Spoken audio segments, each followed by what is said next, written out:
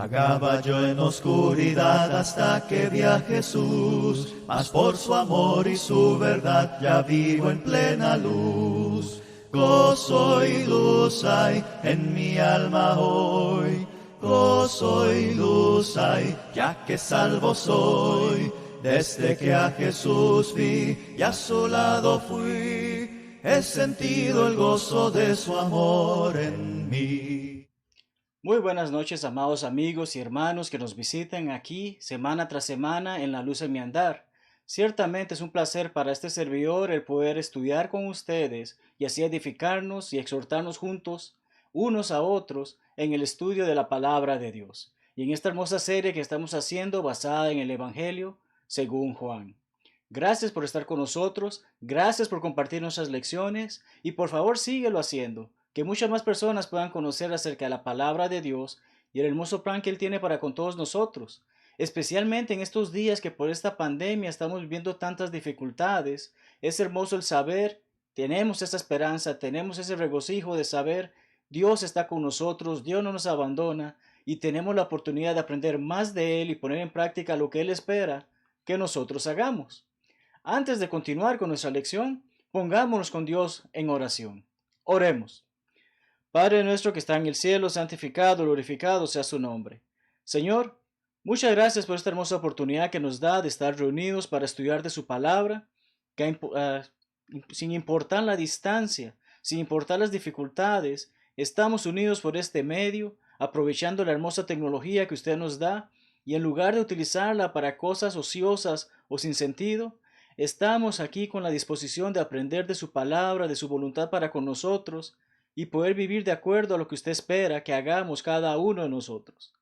Gracias, Señor, le damos por esta oportunidad y le pedimos por todos aquellos que han sido afectados por esta pandemia, por todos aquellos que han pasado por estas dificultades y que ya no son solamente algún desconocido que ha sido contagiado, sino que hay personas que conocemos, que amamos, con las que tratamos, que están batallando con este virus.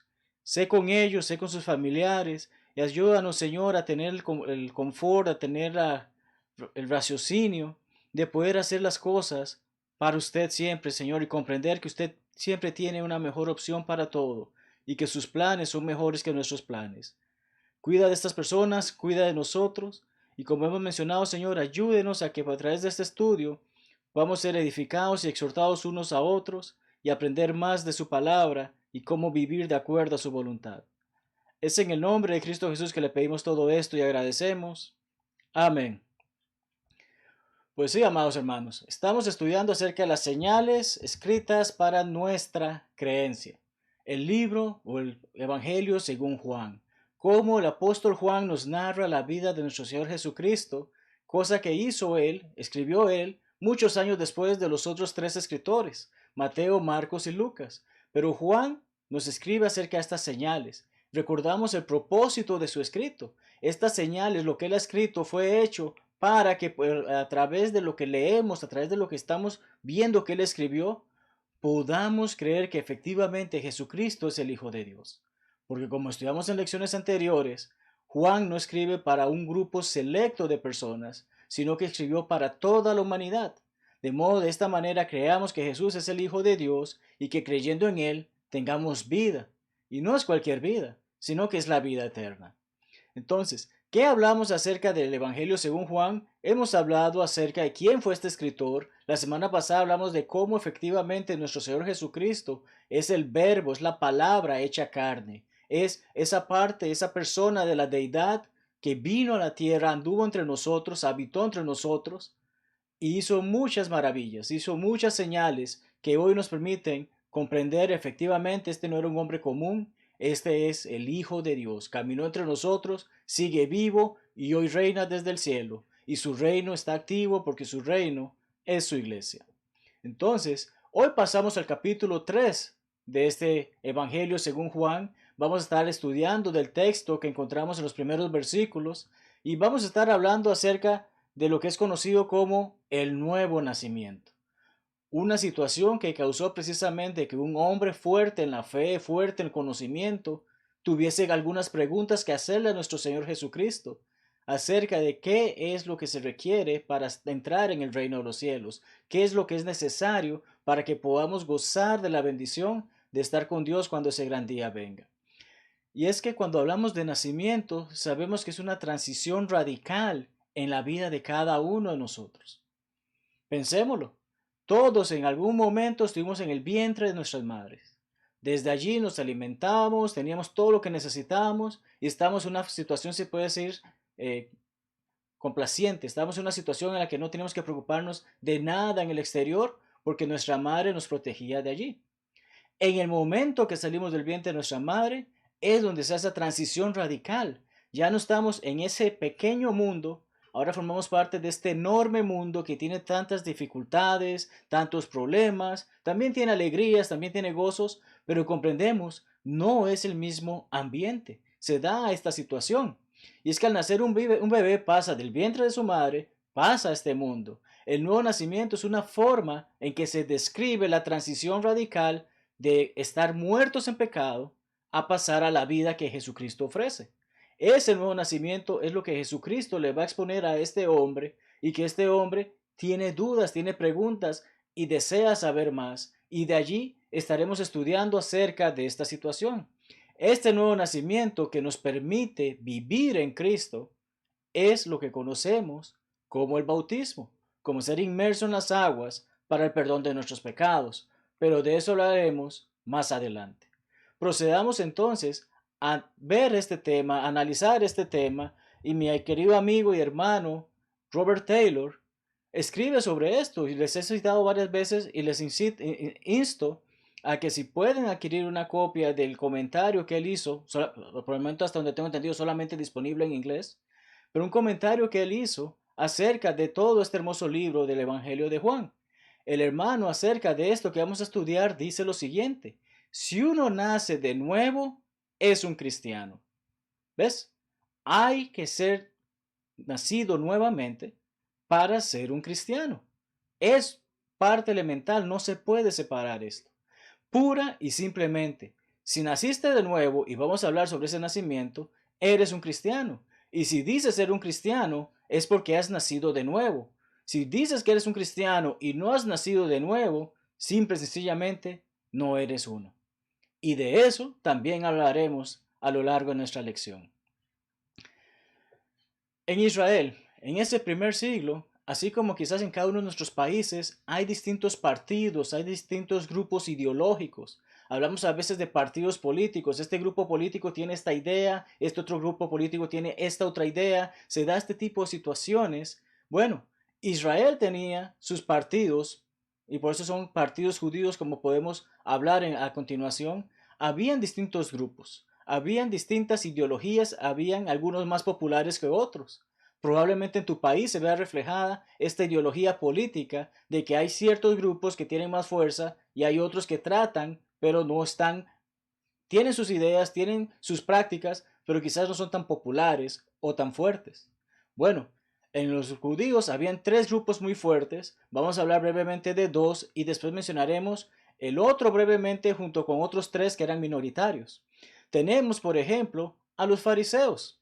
Sí, ese grupo es importante. Es importante porque eran los apartados, eran los separados, como se hacían llamar ellos. Era el grupo más numeroso. Se llega a decir que incluso tenían cerca de 6,000 miembros en el liderazgo, por así decirlo, y eran de el grupo de mayor importancia. Era el que más gente movía, como podemos ver, siendo el más popular.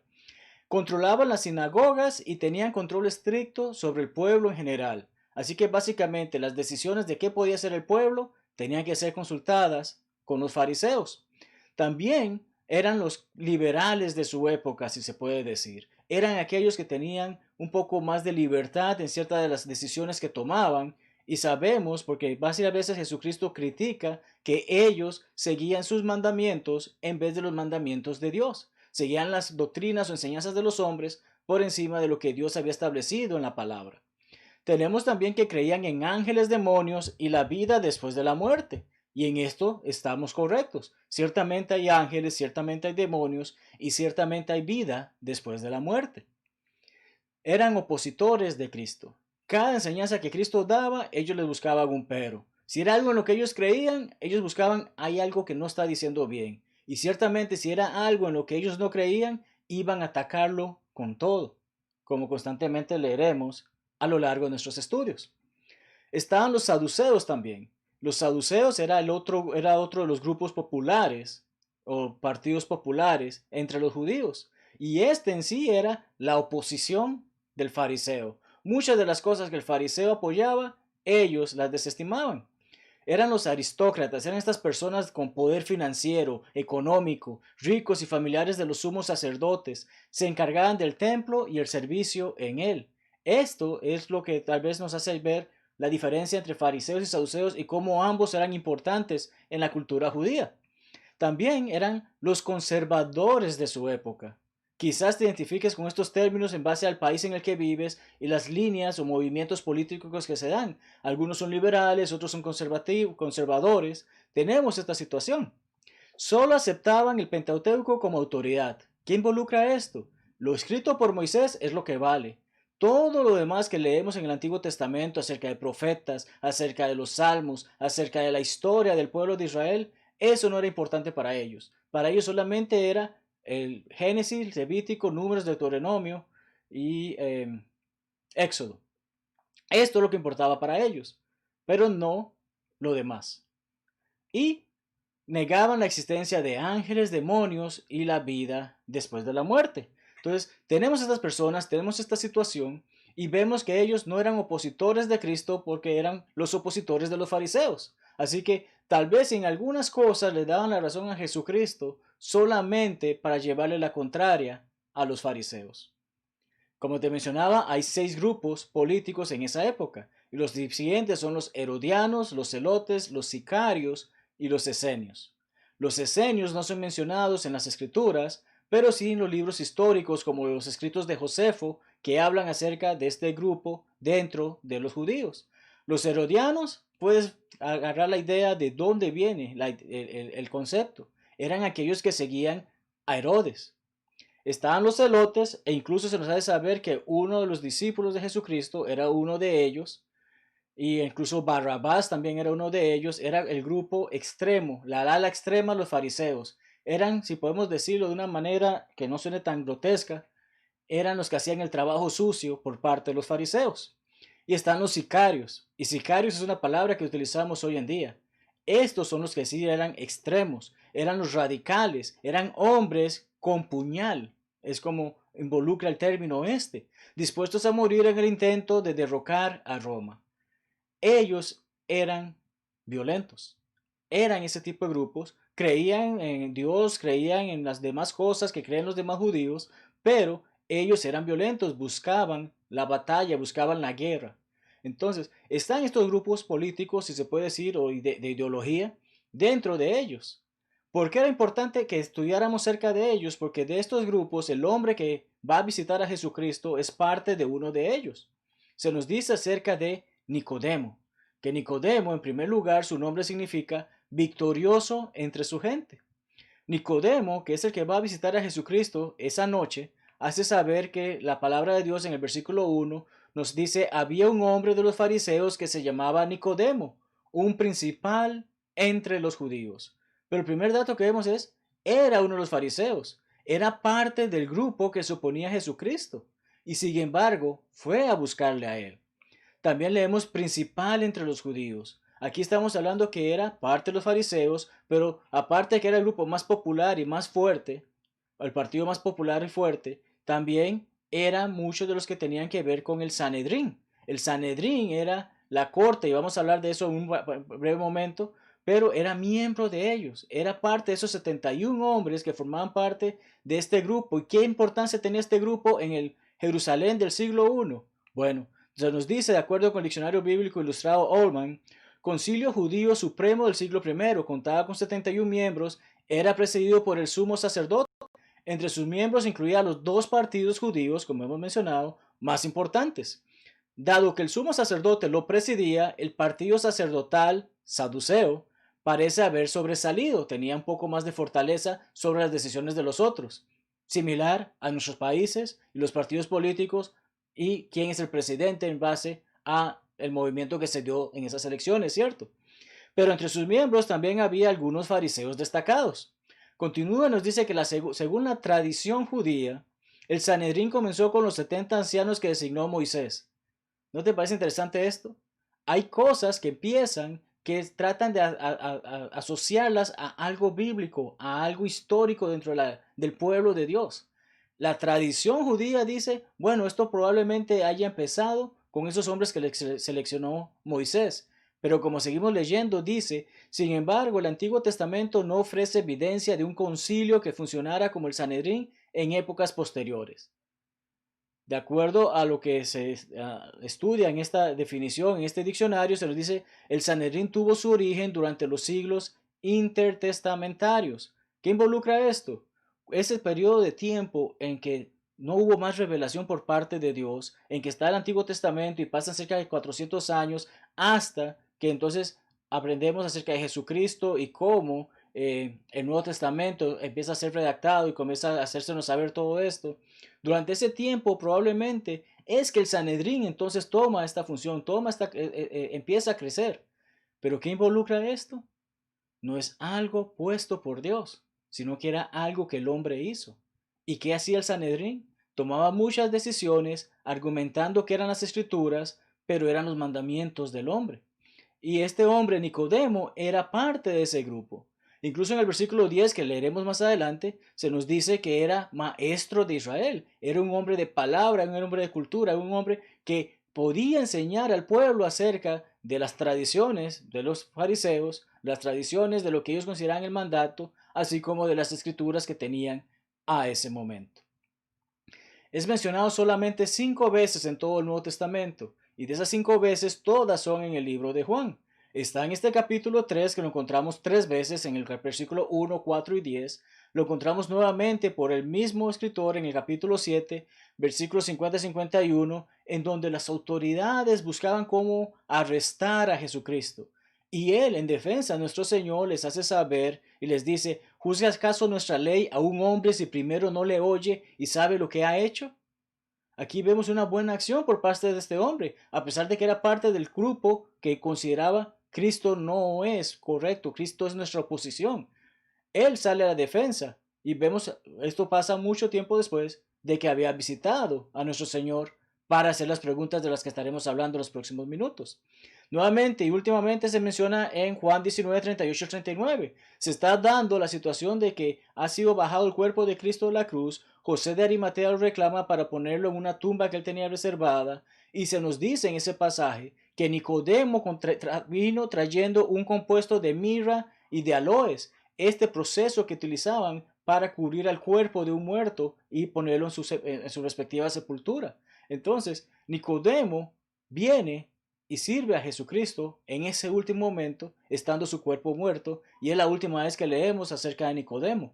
Pero entonces, tenemos que es un hombre importante en lo que estamos estudiando, es un hombre importante en las Escrituras, y de eso nos lleva a que vamos a leer versículos 2 al 4 de Juan 3, en el que leeremos acerca de esta entrevista que hace Nicodemo a Jesucristo. Cuando hablamos de entrevistas, quizás viajamos mentalmente hacia un periodista, viajamos hacia alguien que trabaja en un periódico o algún medio de comunicación. Ese periodista está buscando la entrevista exclusiva. Nadie más tiene acceso a esa información, solamente él. Y él la va a hacer pública a todo el mundo. Pensamos en ese tipo de situaciones, mas leamos estos versículos y podamos tener mejor idea de qué nos estamos refiriendo acerca de la entrevista de Nicodemo. Este vino a Jesús de noche y le dijo, Rabí, sabemos que has venido de Dios como maestro porque nadie puede hacer estas señales que tú haces si no está Dios con él. Respondió Jesús y le dijo, de cierto te digo, que el que no naciere de nuevo no puede ver el reino de Dios. Nicodemo le dijo, ¿cómo puede un hombre nacer siendo viejo? ¿Puede acaso entrar por segunda vez en el vientre de su madre y nacer? Pues bien, analicemos este texto. Veamos lo que estamos hablando actualmente. Vino a Jesús de noche. Vimos en el versículo 1 los detalles que se nos da. Era fariseo, era un hombre importante y vino a Jesús. Pero vino a Jesús de noche. ¿Qué vino a hacer de noche? Muchos indagarán, muchos se harán ideas, muchos buscarán situaciones que tenían miedo de que lo vieran, que en la noche ahí como es oscuro, nadie se da cuenta de quién, cuando salió, o que estaba muy ocupado durante el día y que por eso no puede visitar. Muchos podemos decir, muchas cosas se pueden decir. Aquí lo que realmente importa es lo que Dios dice. Y Dios dice, Él vino a Jesús. De noche es lo de menos. Él llegó, Él fue, buscó a Jesús porque tenía preguntas que hacerle. Preguntas que hacerle porque Él mismo reconoce que Jesucristo no es cualquier persona. Les llama rabí. Y es que rabí es el término que utilizaban ellos para referirse a un maestro. Incluso judíos hoy en día aún utilizan ese término, rabino. El maestro, un título respetuoso para dirigirse a aquellos maestros de la palabra. Entonces, Él reconoce que Jesucristo es un maestro, porque como leímos anteriormente y leeremos más adelante, él también era un maestro de Israel. Pero él reconoce, este hombre no necesita estar en el concilio para yo saber que es un hombre de fe, es un hombre que hace cosas que ningún otro hombre puede hacer, es un hombre de Dios, es un maestro de la palabra de Dios. Y recordemos siempre, los milagros fueron hechos para demostrar que quien los hacía era una persona de Dios. Estaba con el poder de Dios, estaba autorizado por Dios para hacer eso. Hoy en día nadie hace milagros, por más que traten de engañarnos. Quieren hacerlo para ganar seguidores, quieren hacerlo para ganar la confianza de las personas, pero la palabra es clara de que hoy en día nadie más hace milagros. Pero bueno, mi maestro, Mateo 23, 2 al 10, Jesucristo habla acerca de cuánto el fariseo, el saduceo y todos estos grupos de hombres buscaban, yo soy grande, yo soy importante, llámenme maestro. Soy una persona grande, soy una persona importante, aquí estoy, hago todo esto. Jesucristo dice, eso no es así. Maestro soy yo. Y tienen que aprender a humildad. Les invito a que lean ese texto para que tengan mejor concepto de qué involucra ser ese maestro. No es una persona que busca una fama o vanagloria. Es una persona que precisamente buscaba servir a Dios enseñando lo que Dios pide que enseñemos. Entonces, se da esta situación. ¿Cómo puede un hombre nacer siendo viejo? Es una pregunta que quizás no suene lógica. Jesucristo acaba de decir que para entrar al reino de los cielos se debe nacer de nuevo. Pero ¿cómo yo puedo volver a nacer? Yo ya nací. Y aparte de hacer la siguiente pregunta, ¿puede acaso entrar por segunda vez en el vientre de su madre y nacer?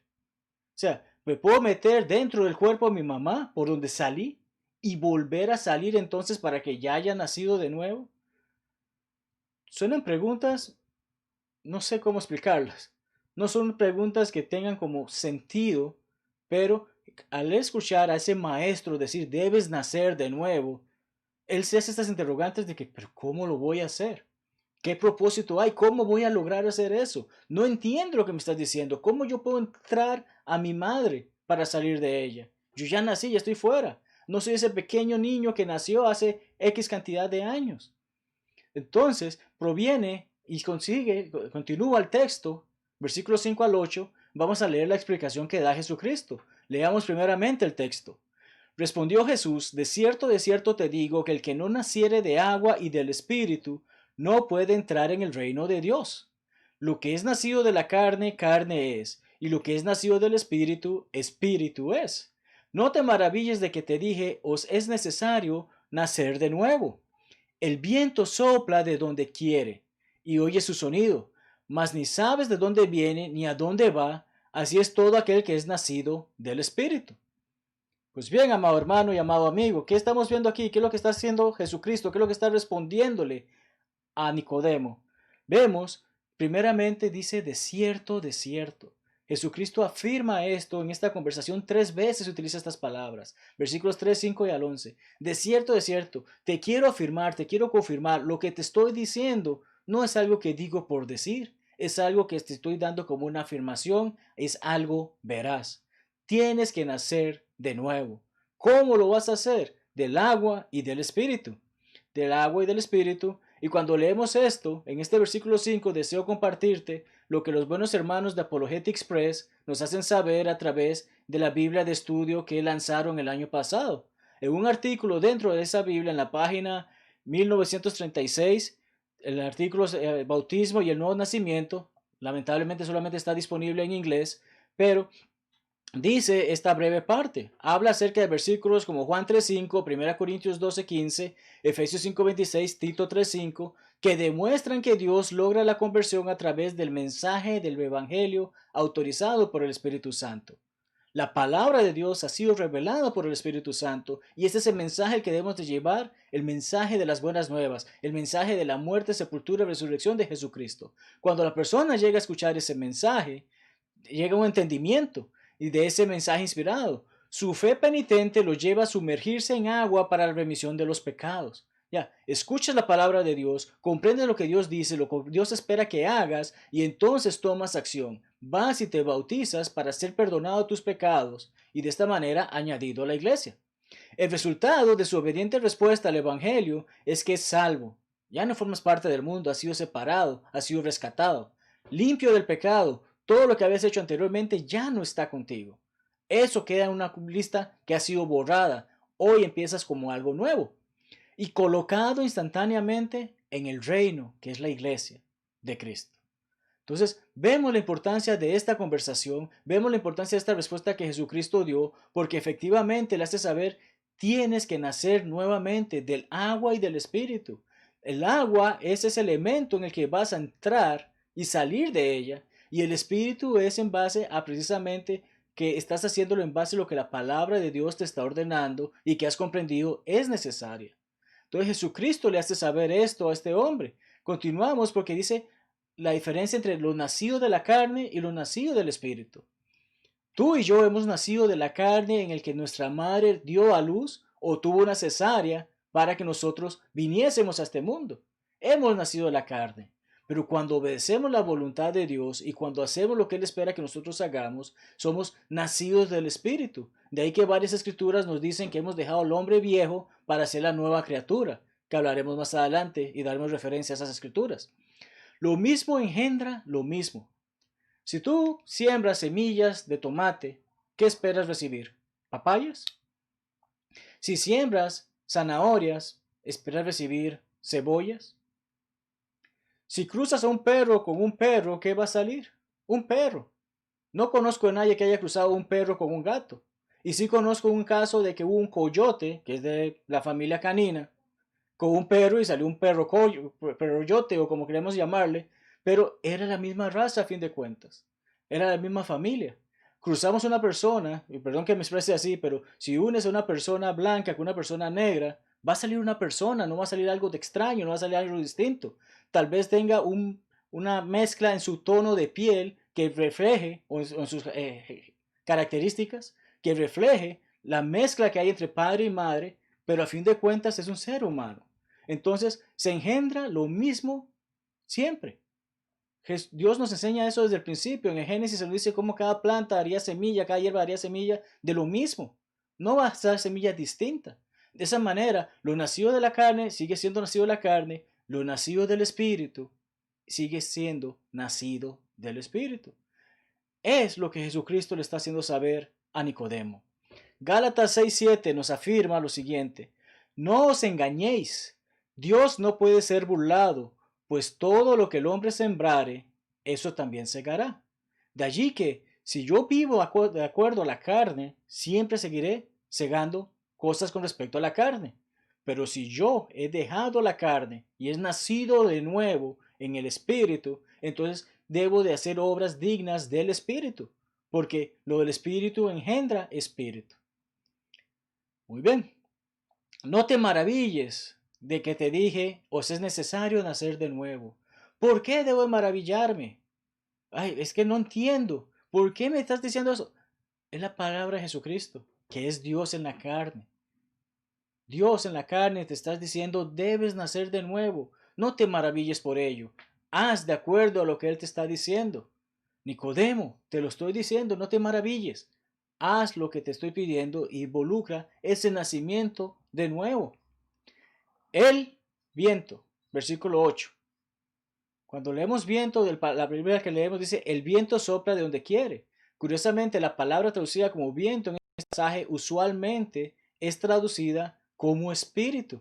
Entonces, una forma que podríamos leer este pasaje es el espíritu sopla. Vine en su diccionario dice el espíritu que como el viento es invisible, inmaterial y poderoso. Amado amigo y hermano, ¿puedes ver el viento?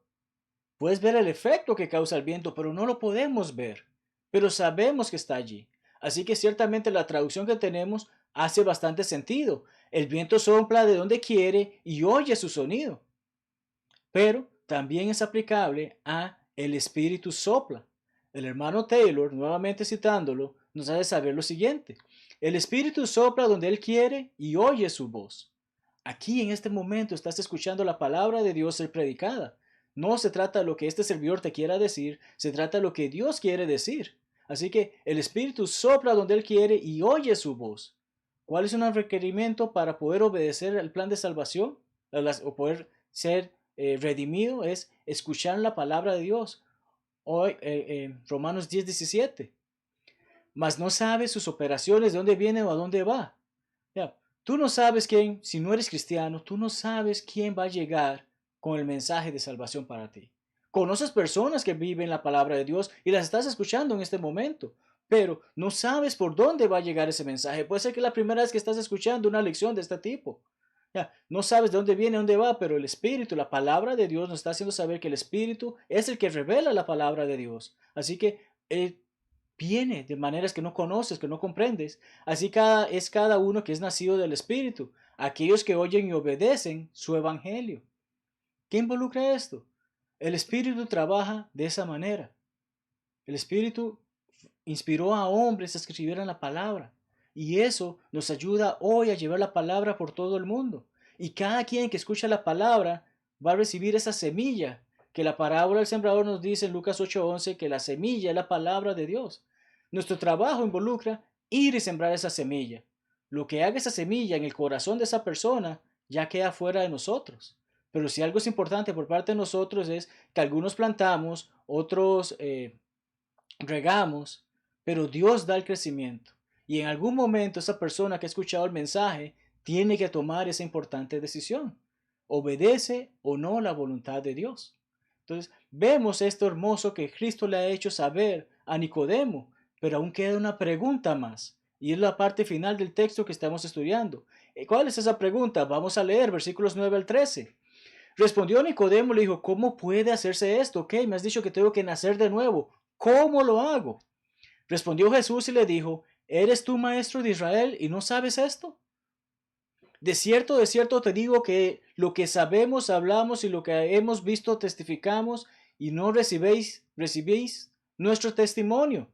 Si os he dicho cosas terrenales y no creéis, ¿cómo creeréis si os dijere las celestiales? Nadie sube al cielo sino el que descendió del cielo, el Hijo del Hombre que está en el cielo. Jesucristo es bien enfático con esta última pregunta. Jesucristo da detalles. La pregunta es, ¿cómo puede hacerse esto? Nicodemo, ¿cómo puedo nacer de nuevo? Jesucristo le responde, ¿eres tú maestro de Israel y no lo sabes? Recordemos que era parte de las grandes autoridades de Israel, un hombre de palabra, un hombre de ley, un hombre que enseñaba a otros. ¿Cómo es posible que no supiese la respuesta? Bueno, no la sabía porque precisamente Jesucristo ve que habla de este mos, habla de nosotros. Él se está involucrando en esta conversación. Él está haciendo saber, yo junto con estos que están conmigo, estamos llevando este mensaje. Este mensaje lo están escuchando las personas y nos están siguiendo. Es importante entonces que comprendas que este mensaje, por encima de ser del hombre, viene de Dios porque Cristo es Dios. Entonces le dice, lo que sabemos, hablamos. Jesucristo no hablaba por hablar. Jesucristo hablaba con autoridad porque sabía lo que estaba hablando. Y lo que hemos visto, testificamos. Le han hecho saber, hemos hecho señales y las personas las han visto. Y no recibís nuestro testimonio. O sea, hay personas que han visto y han escuchado, pero no quieren creer en lo que ellos les han afirmado, a pesar de que incluso han sido testigos de ello. De allí que le hace saber cosas terrenales versus cosas celestiales. Ya, si no puedes entender esto que te he hablado de que alguien nazca de nuevo del agua, ¿cómo puedes entender cosas más profundas de lo que necesito explicarte acerca de lo que involucra la salvación y cómo debe ser alguien espiritual por encima de terrenal? Jesucristo, esto es lo que le está tocando.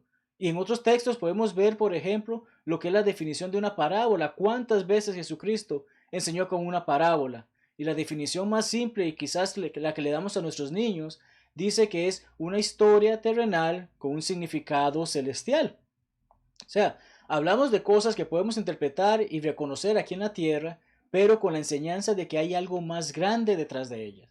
Jesucristo utilizó este método muchísimas veces, lo encontramos muchísimas veces en las Escrituras, y como Juan escribió, quizás lo haya usado muchas veces más, pero no fueron escritos por algún propósito celestial, algún propósito de Dios. Pero entonces también tenemos que hay prioridades. Jesucristo enseña acerca de las prioridades. Recordamos el Sermón del Monte, Mateo 6, 32 y 34, y como nos dice especialmente en el versículo 33, mas buscad primeramente el reino de Dios y su justicia. Todas las demás cosas serán añadidas. ¿Qué es lo que nos está haciendo saber Jesucristo en este caso? ¿Y qué trata de hacer saber a Nicodemo en este caso? Eres un maestro de la ley, eres un maestro de Israel, eres parte de ese concilio, eres uno de los principales, y sin embargo no has entendido lo que te estoy diciendo ahorita. Quieres buscar algo más. Te estoy explicando que podría extenderme a explicarte cosas celestiales, pero no las vas a entender porque no estás logrando comprender las cosas terrenales que te estoy explicando en este momento y cómo es necesario que nazcas de nuevo. El misterio de la piedad. Pablo le habla de esto a Timoteo. Leámoslo, dice así, 1 Timoteo 3:16. E indiscutiblemente, grande es el misterio de la piedad. Dios fue manifestado en carne. ¿Quién es ese? Jesucristo. Justificado en el Espíritu, recordamos su bautismo. Visto de los ángeles, también recordamos que le ayudaron en el momento de las tentaciones. Predicado a los gentiles, ya aquí se va el punto de que efectivamente, una vez Cristo asciende, los hombres fueron por todo el mundo predicando acerca de él. Fue creído en el mundo, o sea, las personas escucharon ese mensaje y creyeron efectivamente este es el Hijo de Dios y fue recibido arriba en gloria. Allá está esperando por la orden para venir por nosotros. Entonces, tenemos este detalle de la respuesta. ¿Cómo puede hacerse esto? Bueno, te estoy diciendo que tienes que volver a nacer y no logres comprender más allá, porque si no logras comprender este pequeño detalle, mucho menos puedo explicarte más detalles. Es lo que Jesucristo le dice. El que descendió del cielo, solamente Jesucristo ha descendido del cielo. Ninguno de nosotros ha subido y vuelto para contar algo. Jesucristo fue al cielo, una vez cumplió su proyecto, una vez cumplió su propósito, su misión, haberse sometido al Padre, y esto le trajo gloria. Versículos como Juan nos hace saber constantemente, nos hace saber que efectivamente este Jesucristo del que estamos hablando vino del cielo, volvió del cielo, es celestial. Ninguno de nosotros lo es. ¿Cómo concluimos con esta lección, hermanos? Pensemos en lo siguiente. Nicodemo era un hombre importante. Era un hombre importante dentro de su grupo, dentro de la idiosincrasia, dentro de la política judía. Pero él mismo reconoce que hay alguien más importante que él y va a buscarle en busca de respuestas. Nosotros necesitamos ir a la palabra de Dios en busca de respuestas. Van a haber muchas respuestas que este servidor y que cuanto hombre que estudie la Biblia no va a poder darte una respuesta. Pero Dios sí tiene todas las respuestas y necesitas buscarle a Él, necesitas ir a Él. Y así como vas a Él en oración, puedes escuchar de Él a través de su palabra, que es la Biblia.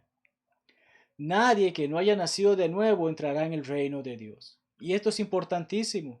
Porque si alguien te dice que no debes ser bautizado para salvación, te está engañando. Es necesario el bautismo para tu salvación. El bautismo es esencial, así como esa agua es esencial. No se trata de solamente un chorrito que te echen en la frente. Tienes que ser inmerso, porque representas la muerte, sepultura y resurrección de nuestro Señor. Y no conozco a nadie que entierre un familiar y solamente meta un dedo dentro de la tierra, sino que ese cuerpo está completamente dentro y varios metros bajo la tierra. De esa misma manera, tu cuerpo debe ser cubierto en agua para que así des muerte al viejo hombre y salga el nuevo tú. Quien oyó esta instrucción no era un infante. De allí que no se trata de que, bueno, para prevenir voy a bautizar a mi niño pequeñito. No, tiene que ser una persona con raciocinio, una persona con voz, porque necesita confesar que Jesucristo es el Hijo de Dios y necesita confesar sus pecados. Nadie que no tiene pecado necesita ser bautizado, porque es puro. De allí que comprendemos, nuestros niños son puros. ¿Qué pecado podemos ponerle a un niño? Este hombre que fue con esas preguntas no era un infante, y como tal no había salido recién de su madre. Era un hombre con entendimiento y que fue a hablar con Jesucristo, y Jesucristo le hizo saber, necesitas nacer de nuevo. Debemos dar muerte al viejo hombre y renacer en la nueva criatura. Romanos 6, 1 al 11 y 2 Corintios 5 al 17 ciertamente son dos textos que deseo que leas por tu propia cuenta. Son dos textos que deseo que pongas en práctica, que leas y puedas ver exactamente qué involucra dar muerte al pecado para ser esa nueva criatura en Cristo. Y la única forma de poder estar en Cristo es naciendo de nuevo. Y nacer de nuevo involucra que sea bautizado por el perdón de mis pecados. Que antes de ello he escuchado la palabra de Dios ser predicada. He creído que Dios efectivamente es quien es y que galardona a quienes le buscan. Que es precisamente el que comanda que todo hombre en todo lugar se arrepienta de sus pecados, reconozca y cambie su mente, pueda comprender esto que hago no es correcto, debo de dejar de hacerlo y comenzar a hacer lo que es bueno. Y entonces así puedo confesar que Jesucristo efectivamente yo creo que Jesucristo es el Hijo de Dios. Y entonces nacer de nuevo, ser bautizado por el perdón de mis pecados y vivir la nueva vida. Y si ya lo estoy haciendo, entonces mantenerme fiel en ella. Si ya fui bautizado por el perdón de mis pecados y el Señor me ha añadido a su iglesia, entonces debo vivir fielmente hasta el día en que Él venga o hasta el día que yo muera, que es lo más probable, la segunda opción que ocurra antes. Sin embargo, debemos estar preparados porque del día y la hora nadie sabe. Entonces, amado hermano, amado amigo, te invito precisamente a que continúes estudiando con nosotros, a que continúes visitando nuestro sitio, a que sigas viendo las lecciones que ya tenemos grabadas y que te prepares a escuchar las nuevas lecciones que traeremos, porque ciertamente nuestro único propósito es glorificar a Dios en todo lo que hacemos, al exhortar, al edificar y a evangelizar este mundo. Dios tiene grandes planes para ti. La pregunta es si tú estás dispuesto a seguir esos grandes planes que Él tiene para ti. Sea cual sea la situación, cuentas con nosotros. Tienes preguntas, aquí estaremos. Necesitas saber qué debes de hacer para ser salvo. Hay lecciones que te podemos compartir al respecto. Puedes hablar con nosotros. Podemos buscar a alguien que pueda ayudarte a encontrar la verdad en la palabra de Dios y a llevar a cabo este propósito de nacer de nuevo en donde sea que estés. Sea cual sea la situación, cuentas con nosotros. Estarás en nuestras oraciones y Dios sabe cuán importante eres para Él, porque también eres importante para nosotros, pero especialmente para Él. Y Él no quiere que nadie se pierda, sino que todos procedamos al arrepentimiento. 2 Pedro 3:9. Sea cual sea la situación, amado amigo y hermano, aquí estamos nuevamente. Te invitamos a acompañarnos en la siguiente sesión. Te invitamos a acompañarnos el día de mañana, martes, el jueves, el viernes y cada oportunidad que tenemos estas oportunidades de compartir la palabra. Y te invitamos a acompañarnos, a ayudarnos y a regar la voz. Porque a cuántas personas que conoces no les gustaría saber que hay esperanza. No les gustaría saber que hay un hermoso plan de Dios para ellos. Sea cual sea esa situación, como ya lo he dicho en varias ocasiones en estos últimos minutos. Cuentas con nosotros, cuentas con Dios por encima de todas las cosas, y Jesucristo murió por ti y por mí. A Dios demos siempre la gloria y que la paz de Dios sea con todos nosotros. Muy buenas noches. Vagaba yo en oscuridad hasta que vi a Jesús, mas por su amor y su verdad ya vivo en plena luz. Gozo y luz hay en mi alma hoy. Gozo y luz hay, ya que salvo soy.